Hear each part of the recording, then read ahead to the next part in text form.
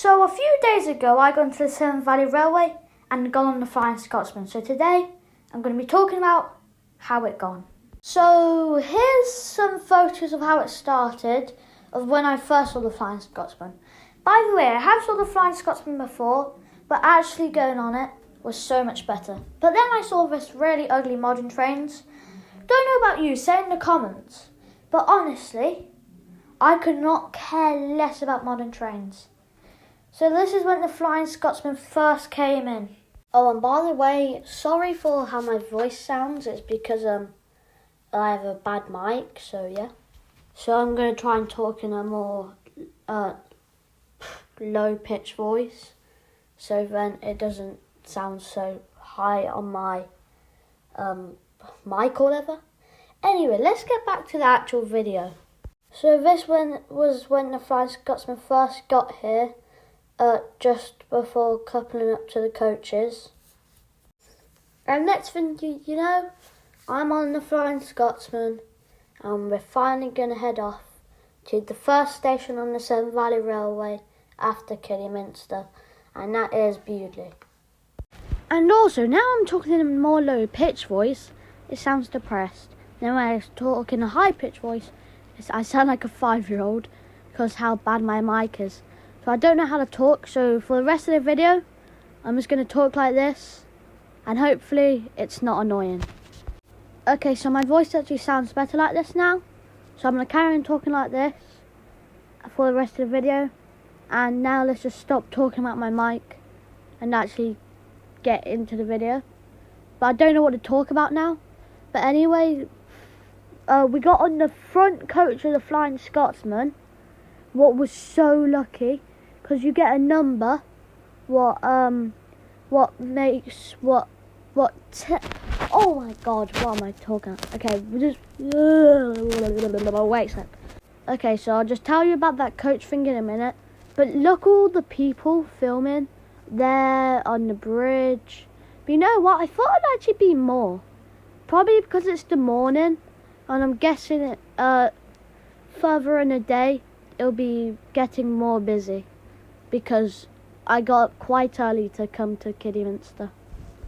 And now we're going past the diesel yard. Anyway, I'm going to tell you how the coach thing works now. So on your ticket, it tells you what number you are, and you have to look on the coaches to see where it is. And I actually got the front coach, and nobody took the window seat. So the whole time, like on the way to Bewdley, I don't know after because I don't remember because there's a voiceover, but I was able to have a window seat. As you can see here, I've gone back to my normal seat, and then I've gone back to the window seat. Luckily, somebody still didn't take it. And you know what I love about Severn Valley Railway? The views, like the valley as you go past. It's just so nice. And then we came into, oh my god, I've been to Severn Valley Railway like 100 times, and I already forgot the name of that station. Oh, and this is where the bridge, because if you didn't know, there was a landslide, and that's where the bridge was being fixed up. And as you can see now, we're going past that train. On that train, there was actually at the front a diesel called the Teddy Bear, fun fact. And then we was finally at Bridge North, so we got off. I looked in the cab, and then there was this really cool model railway with like 4 engines running at once, I think. It was actually really cool. And I've got a few videos of this because it was just cool, so I really wanted to film it. And they are pulling quite a lot.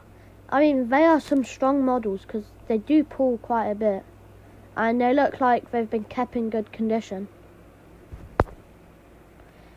If they made the bottom grasser, it'd look quite good. Anyway, then there was this model of Bridge North in the same tent. And this actually looks so cool. And it had the Flying Scotsman. There's some O-gauge things. In the shop, they just had the Flying Scotsman running above. Because, you know, it's the day of the Flying Scotsman, so there's actually Flying Scotsman everywhere. Anyway, so the Flying Scotsman uncoupled now, and it was on its way to go to the back of the train. turns out I was wrong. It didn't uncouple. Well, I forgot that. But anyway, now on this video, I know it uncoupled. Because I remember this. So you can see Flying Scotsman in the corner about to come up. And also that other train in the middle is quite an interesting train. I think it's quite old. I don't know if it's a replica of a train or not. But anyway, now there's the Flying Scotsman coming in.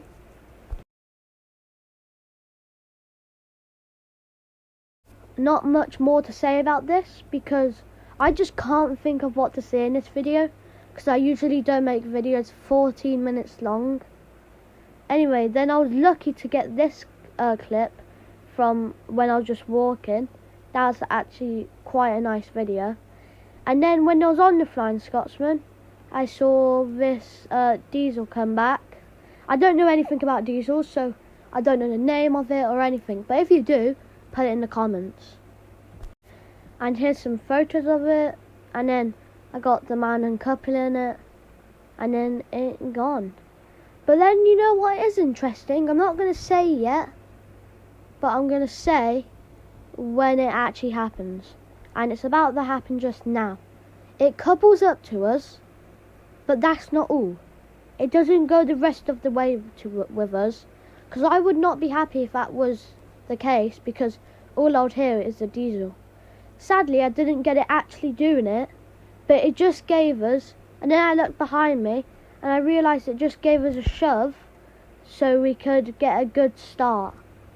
And that was quite interesting. Because I didn't think that would happen. And then you got all these people at this station. I think that's the requested stop. I don't remember. Anyway, this is where the landslide happened. I got another. This video is better than the last one. Last time somebody else was out the window, but this time obviously I was. And look, they're built up like Lego bricks, kinda. Like there's holes on the bottom of them. Well, obviously they're not. It needs to be safer than that, so they don't just stack them on top. They have all the stuff to stick it to it and all that. But I don't know about building, and this video isn't about building, it's about the Flying Scotsman. Anyway, I gone past the same diesel on the way, because also on this day, it wasn't just the Flying Scotsman, it was like Flying 60s or something, or Throwback 60s or something like that. Anyway, then we gone past this Ferris wheel, or you might call it the big wheel. But anyway, you know I was lucky? Oh, actually, before I say, look how many people was here. As you can see, as the days go on, it gets busier, and after this, it gets way busier. Also, I was really lucky, because like I told you earlier, I was at the very front coach, and now guess what? As you can see by how I was filming, I was now on the very back coach. So I think that's like the luckiest things I could get. So yeah. And I forgot to tell you, I was able to go on the Flying Scotsman twice. Just don't ask how. But I can tell you one thing. I meant to go on twice, but there was a mistake. So I accidentally got 2 tickets, and they couldn't be refunded. So I'm not complaining, because I got to go on a Flying Scotsman twice. And did you know they sold out in the first 5 minutes? Anyway, here's the Flying Scotsman when we got back to Kidderminster. And there's it going off again. Like, I can't believe how famous this train is. I mean, I get the hype because it was the first one to get 100 miles per hour. And my lord was the steam train to beat it. But he gets much less hype. But I do get it because, you know, first one hit 100 miles. Like, that's a milestone in trains if you're interested in it. And then I got to touch the Flying Scotsman sign because I wanted to. And then, the luckiest thing ever, I asked for a piece of coal from the driverman, and they actually gave it me. And I just showed you proof. And then, because it's the Swinging 60s, that's the name of it, they had all these old-fashioned and vintage cars. What I love, because I love vintage cars. And anyway, this is my second time going on. I filmed much less because I just wanted to enjoy it. But I still did film quite a bit. And then I let this man go in front of me. because I was being nice, and he asked if he could go in front of me quick, but then he just stayed there. So I just got on the one behind him because I thought, yeah, I'm just going to film it anyway. And he got his big head and he got as far out as he can so he can ruin my filming of the Flying Scotsman. And that really annoyed me. Like if you understand being on the Flying Scotsman or being on a train you really like and you want to see it while you're on it, and a man just goes in front of you and they completely block your view. It happened on many trains before. And then also that's just going past the safari. If you don't know, there's one there. Forgot what it's called though. But anyway, this is about trains. And then we got to Bewdley. There's one of the trains was at Bewdley. I forgot what's that called. Is it a King class or a Hull class? I don't know. I feel like I should know, but I don't. Anyway, as you can see, we're at Bewdley. And my friend was actually here because he wasn't able to get a ticket, but he was able to watch us go past. I'm not going to tell you which one he is, but I'm just saying it's pretty cool. Because I just saw him while I was on the train. It was actually really funny. Anyway, as you can see, there's more people as before, like way more than before. Because, you know, it's further in the evening, people don't want to wake up at like, I don't know, 7 o'clock in the morning. Well, that's what I woke up at because I don't live right next to Kidderminster. But I'm not too far. I got a quite good video of the Flying Scotsman here. And I just wanted to film that because how many people there was at one place. Now that's called the teddy bear. I didn't know that until the next time I gone to the Severn Valley. That's right, I gone like 2 weeks again after for another event. I forgot what it's called, but no, I don't remember. But something to do with old-fashioned and vintage stuff. But I forgot the name. Anyway, this is my favourite clip I got of the Flying Scotsman. You could see in the cab, and then it goes this way because I cut the video. And honestly, it looks really nice. One of my favourites. I had to wait on this bridge for like half an hour. And then at the one time I was about to get the video, somebody got in my way, but I was just about able to film through the holes. And that made me quite happy. Anyway, we're coming to the end of the video now. Not much left, just a few videos of, well, the Flying Scotsman. I'm pretty sure you know that. And then we've gone past this model railway. Last time I didn't film it, but it actually had... Sorry, I accidentally cut the audio then. But yeah, it actually had the trains on last time, but I didn't film it. And as you can see, we just gone past that requested stop. And this is like some signs were inside the coach. Pause it if you want to read it, because I'm not reading it, because I can't be bothered. But anyway, then we saw this diesel train. And then this is, I think, one of the last recordings. We come into Kidderminster. And then here's the Flying Scotsman backing up. And then, obviously, I didn't have another ticket after that. Because I already had two. By accident, as I said. Anyway, that's the end of the video. That's the last time I saw the Flying Scotsman.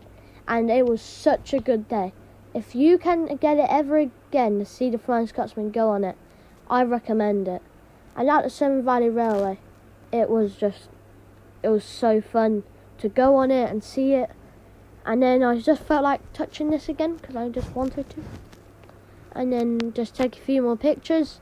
And that's the end of the video. So, I will see you in the next one. Bye.